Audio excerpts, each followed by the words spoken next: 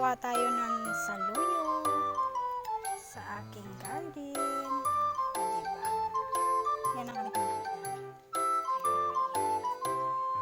Si Osi, ayan, si Osi. Ay, magluluto na. Habang tinatalbosan ko siya, maganda. Ayan, anay saluyot doon sa dulo. Hindi doon.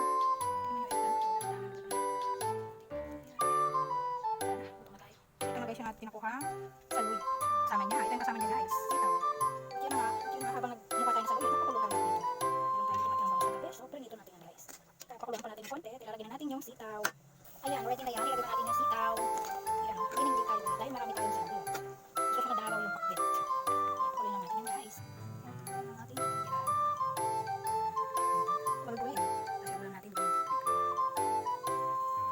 So, ayun nga po guys. Ready na yan. At ilalagyan na natin ang ating saluyot. Ayan, hindi natin ang saluyot kasi yan, kasi kapitas niya lang. Ang galing lang yan sa ating mga kapaligiran. Yung sitaw na tinayan kahapon dun sa adobo natin.